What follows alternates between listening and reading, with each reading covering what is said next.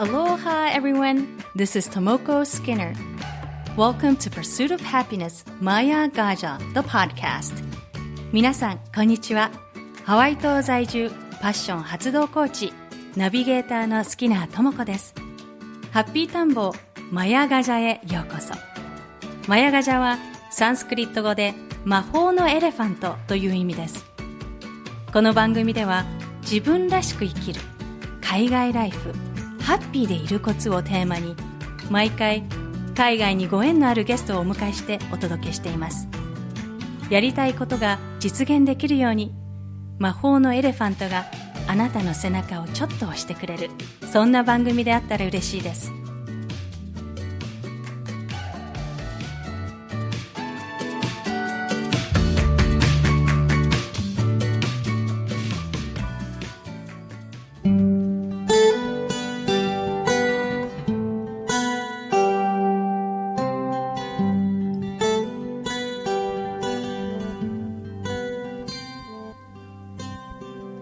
ハッピータンボーマヤガジャエピソード11。今回のゲストはアメリカ西海岸北オレゴン州セーラム在住のインドの民族楽器シタール奏者 Jj グレッグさんにお話をお伺いします。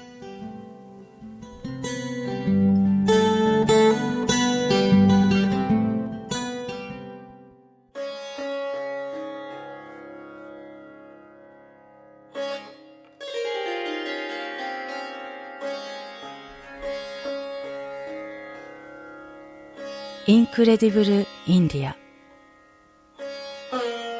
私とインドのご縁は3年前に住んだインドのデリー。9ヶ月のインド生活で古きも新しきも貧富も入り混じるパワフルでカラフルなインドが大好きになりました。今まで暮らしたどの土地よりもカツンと胸に響いた国、インド。汚いオールドデリーの路地裏も、色とりどりのインド服も、何種類もあるインドスパイスも、何もかもがワクワクする。あのカオスがあるから、その対極の癒し音楽を生み出すことができるのではないかなと思います。今回は Jj グレッグさんのシタール演奏と英語でのインタビューに通訳を交えてお伝えします。それではお楽しみください。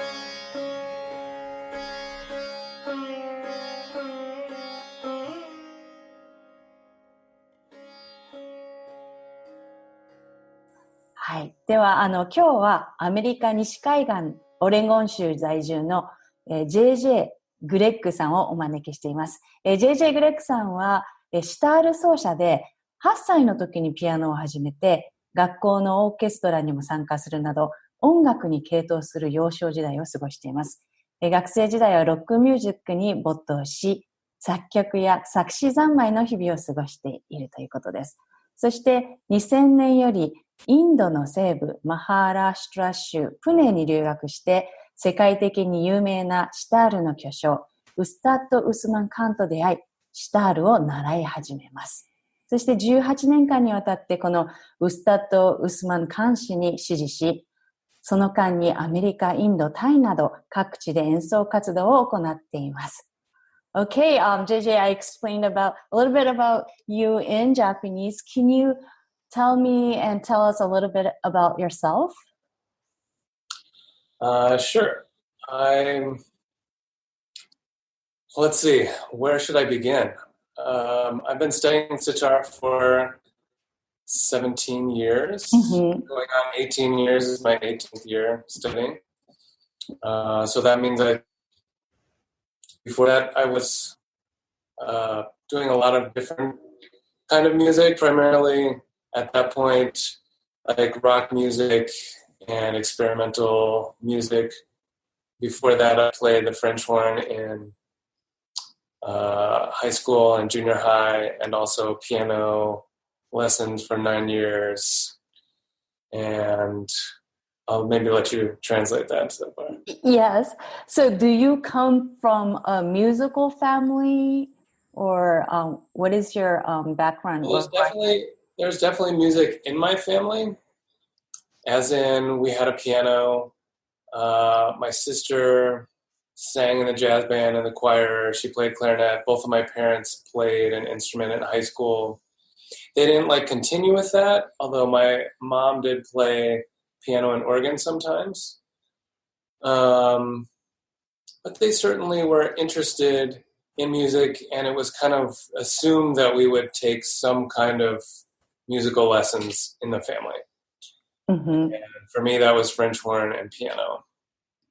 Nice.そうですね。JJ さんが育った時からもう家族、家の中で音楽が常にあって、お父さんもお母さんも育つ中で楽器を弾いてらして、で、You said your younger sister played music or older sister? Older sister. で、JJ のお姉さんもずっとバンドで演奏したりと、音楽が常にある家庭で育ったということですね。And how did you get into sitar from playing piano and then getting into your high school band? And how did you end up in India, and how did you find your guru? Can you tell me about it? I missed a part about the high school band thing. Can you repeat that? So your sister played in the high school band, and you played the piano, and you were in a rock band. So going through this different kind of music, and how did you end up playing the sitar? So this could be a really long story or a short story. So I'll try to make it a shorter story. I was really, into playing lots of different music, and then in my band I was kind of self-taught, as in I didn't take guitar lessons or drum lessons, but I played those instruments.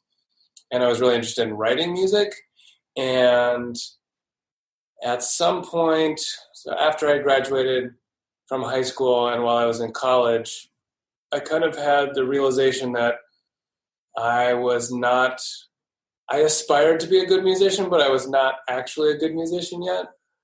And it coincided with my desire to study abroad in college. And so I'd kind of determined that I wanted to go to India, and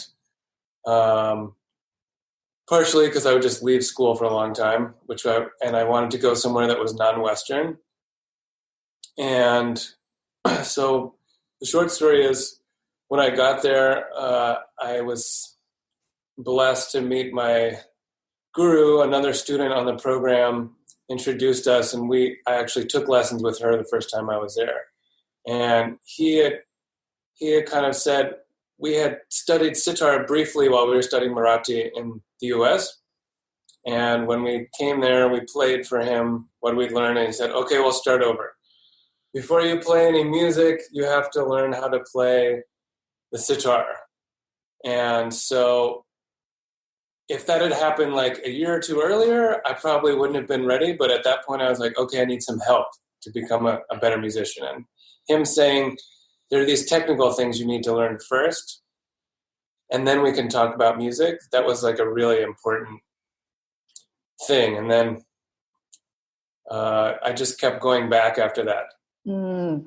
そうですね。JJ さんにまずどうやってそのインドの音楽のシタールにたどり着いたのかっていうのをお聞きしたんですけども、まず昔学生時代にギターをやってた時も、独学で勉強して、で、大学に入った時留学するっていうオプションがあって、その時に、西洋ではなく東洋に行きたいっていう思いがあり、その時にちょうどインドに、語学留学することになったそうなんですね。で、その時にたまたまこのシタールの先ほどのウスタッド・ウスマン・カーン氏、グルっていうのはヒンディー語で、先生、師匠っていうマスターっていう意味なんですけど、このグルに会って、シタールを本格的に習うことになったそうです。So you played the sitar before even going to India, is that right? So I just started learning like 2 months before I left. So and I'd wanted to learn the tabla, which is the drums that accompany the sitar. But I thought before I should go, I thought maybe I should learn something about Indian classical music. So there's a teacher in Minneapolis, David Whetstone. And so I learned from him, and some other students on our program also learned from him. And he suggested that I should stick with the sitar. And I wasn't quite sure if I wanted to keep studying once I got to India. But again, the same friend, Janelle, we were working on some class project together. And she said, you should take lessons with me. And I was like, I don't know. And then she said, listen to this tape. And so she put on this tape of my guru playing, and I just really liked the music. And so that made me decide to go and see what it would be like. このちょうどインドに留学する数ヶ月前にシタールをちょっと触り始めて、でもう一つタブラっていう打楽器も合わせてやり始めたんだけども、結局シタールにすることにして、で一緒に留学プログラムにいたお友達がそのグルのその先ほどのウスタッド・ウスマン監視のテープをくれて、それを聞いたときにやっぱり衝撃があったそうなんですね。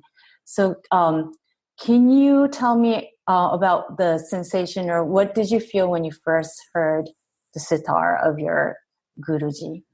I think that, when I first listened to the tape, I was like, oh, there's something about this that doesn't sound like the other music that I'd listened to, which is not a lot. I'd gone to a few concerts, listened to some things, but my breadth of knowledge was pretty small. But there's something just, I can't quite explain it, but while I was there, I went to several of his performances, and periodically, like after a lesson, he might pick up the sitar and play something. And it was always something that I couldn't figure out, I had no idea what he was doing, but it was so much more than what it looked like, if that makes sense. So I'd spend a lot of time like watching videos of Jimi Hendrix and trying to play those things on the guitar. So I was kind of aware of like how to watch things and see what they're happening. So I would watch him do things, but I just couldn't figure out what was happening from what I would hear. Was so different from what I could imagine doing. なんか最初にグル、そのウスタッド・ウスマン・カンさんの演奏を聞いて、で直接お会いして演奏を聞いている時も奏でてる音と何でしょう、演奏している時の何でしょう、音とその実際の技術っていうものがまた説明できないんだけども、つながってなくて、でやっぱりそういうお会いしていく中で少しずついろんなものを見ながら聞きながら取り入れていったということでした。And so you've been going back and forth India and the States, learning from him, and your guru also comes to the US too. So what is his teaching style? Is there a teaching style in India? Because in a Japanese teaching style, the traditional something like tea ceremony or anything like bujutsu, you have to, you just watch quietly and observe what your mentor or guru is doing. So in Indian teaching style, is there any teaching style that is specific to India? Yeah, so the basic concept is that you have this tradition. It's called Guru Shishya Parampara. Parampara basically means tradition, or like the way things have always been done, or something like that. And so the idea is that Guru tells you what you should do, and you follow everything that Guru says. So what does that mean in practice? That means that when you first start learning, Guru tells you, this is what you should practice, this is how much you should practice, and this is what we're going to work on. I'm going to teach you these ragas, and it's all Guru says, I have these things, and you take them and study them. But it is also similar. You know, my Guru said one time, I work very hard to be a good Guru for you. And you should also work very hard to make yourself a good student. And I think in that context, he was also suggesting you should observe everything that's happening. And so the different times that I've been there, you know, I've watched him teach 12-year-olds. I've watched him teach 70-year-olds, everyone in between. I've just stared at different parts of his sitar. I mean, I've watched just everything. He's shown me how to fix the sitar, how to work on it. So all of these little things, anytime is an opportunity. So maybe some mystery has been there for 12 years, and I keep wondering about it. And then after this practice, all the other students are chatting, and then I see my Guru do this one thing. Because I'm still paying attention to what he was doing, it answered this question that I'd had for years. And so he definitely taught me that I should do that, in the sense of, he says, eventually teaching gets over, but learning never ends. Mm-hmm. So you should always be ready to be learning. Sure. 今JJ さんにお聞きしたのが、こう日本だとこう何かを学ぶとき、こう先生のこう所作、お茶だったり居合道だったり武術だったり、先生をずっとこう見て、そこから学んでいくっていうスタイルなんですけど、こうでアメリカのだとこう結構質問をこう見る前に質問しちゃうっていう感じなんですね。なのでインドではどうなんですかってお聞きしたところ、やっぱりインドも先生がこういうふうにしてくださいっていうものを見て、その通りにやり、そしてJJ が今面白いことを言ってたのが、そのクラスがこうインドでクラスを受けてた時に、その先生がクラスが終わったんですけど、その終わった後も JJ はずっと見てたそうなんですね。そしたらこう何かそのシタールでこう何かをした時に、自分がずっと思ってた疑問がそこで一気に解決されたんですね。それっていうのはこう授業中だけに注目してるんではなく、その前後も注目してることによって、その学びっていうのはこう常にある。で、そのグル先生が言ってたのが、私は良い師匠になるためにすごく日々努力してる。だからあなたの生徒として良い生徒であるように日々努力をしてくださいとおっしゃったそうなんですね。なのでこう学びっていうものは常に続いているもので、どの瞬間にも転がっている、あるものだっていうふうにおっしゃっていました。So for the audience, a lot of people, are looking for or trying to figure out what their passion is or what their calling is. And for you, I'm guessing and I'm assuming your passion is playing music. Also, you're a gardener. And how did you find your passion, and when did you know it was your passion and you should go with it? That's a good question. I'll try to answer that in a slight bit of detail. So I think that sometimes, I don't know about in Japan, but in the U.S., now I'm going to forget the phrase. You should just be careful about your decisions because you don't want to close any doors or something like that. I'm not saying it correctly, but basically like you should be careful about the choices that you make because they may limit your future or something like that. It's always posed in this kind of negative way.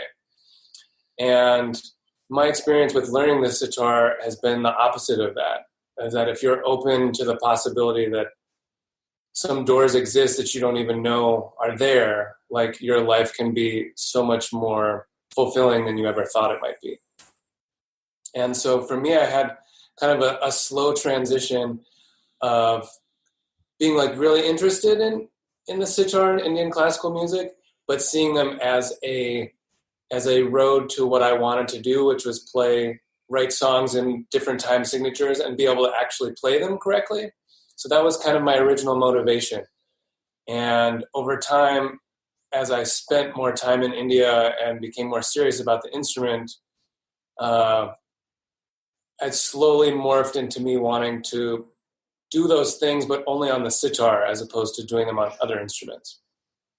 And my guru used to tell me that the sitar is a complete instrument because you can play both the melody and keep some rhythm at the same time. And I used to think he was just, advertising the sitar as like the best instrument, which makes sense because he plays the sitar. So I was a little skeptical, but sort of over time I've been sold on the sitar as like having so many musical possibilities that, it can take a lifetime. A lifetime isn't long enough to exhaust those possibilities. Thank you. そう、今の JJ さんにお聞きした質問っていうのがやっぱりこのね、私も含めなんですけど、自分の情熱だったり、このやるべき、進むべき道っていうのをどうやって分かるのか、どうやって探したのかっていうことだったんですけども、まず、JJ さんがシタールをやり始めた時は、とにかくちゃんと音が出るように、ちゃんと楽器とか、一曲が弾けるようにみたいな、そういうところから始まったのが、徐々にこのシタールの魅力に、魅了されていって、で、アメリカでは言い回しとして、何かを選択すると他の選択の扉を閉めてしまうっていう、言い回しがあるそうなんですね。で、そこで、JJ が言うのはそうではなく、そのドアがシタールを選んだ時に、他の選択肢が閉じたんではなく、シタールを選んだことでどんどんその他の扉が開いていき、その未知の世界だったり自分の世界が広がっていったっていうこと。そして、JJ の、グル先生が、おっしゃってたのは、その、シタールっていう楽器は、完結した楽器であり、音色も弾くこともできるし、リズムも、キープできる、一つの楽器でそれが完結しているっていうことで、で、シタールを、JJ さんが弾いていくうちに、やっぱりその魅力っていうのが、理解していった。で、その中で、自分の情熱、だっていうのが長い最初のうちにははっきりとわからないんだけれども、長くシタールを弾いていくうちにそれがずっとつながって広がっていたっていうことでした。Thank you so much for listening to Maya Gaja, The Pursuit of Happiness. 番組をお楽しみいただけたら、ぜひレビューに感想をお書きいただけると嬉しいです。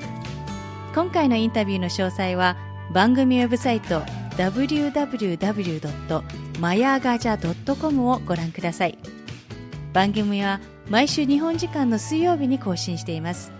iTunes もしくはお使いのアプリでこの番組の購読ボタンを押していただくと自動的に番組が配信されます。それでは次回までアローハ。